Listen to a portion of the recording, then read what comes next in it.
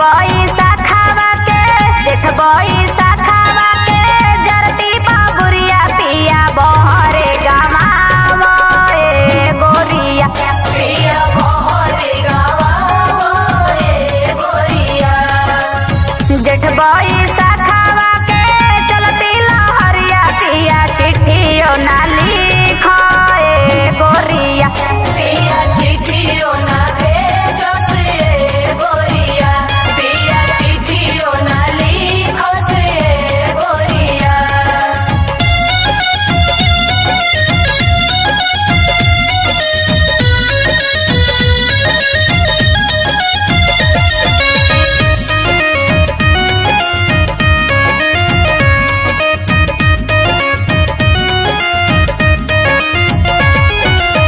कहल सुनल जब भेजबो जे कइला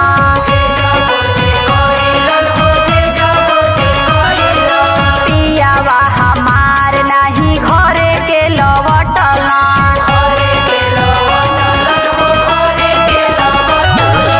कहल सुनल जब भेजबो जे कइला पियावा हमार नाही घरे के लौटला। चिट्ठिया जब आवेला रे छोटकी ननदी केहू बाँचे वाला नाही ए गोरिया केहू बाँचे वाला नाही ए गोरिया केहू बाँचे वाला नाही ए गोरिया।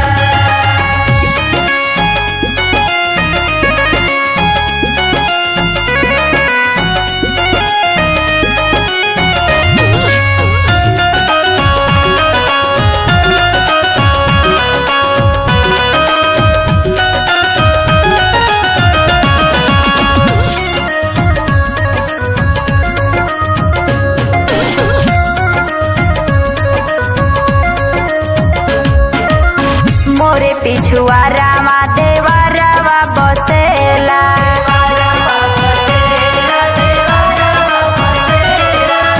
बड़ी रे ध्यानमा से चिट्ठिया पढ़ेला।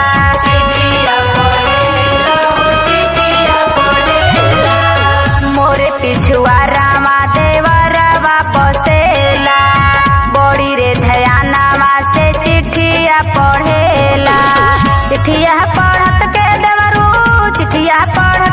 देवरू मन मोसु कैला भैया रंडी रखले बाना ए गोरिया भैया रंडी रखले बाना ए गोरिया भैया रंडी रखले बाना ए गोरिया।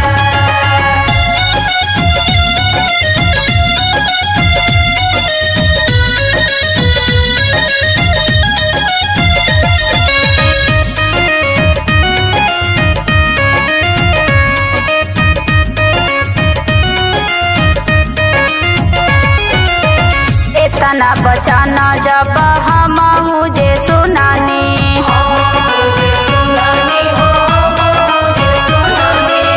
देवरू के अपना हो संग ही ले आईनी।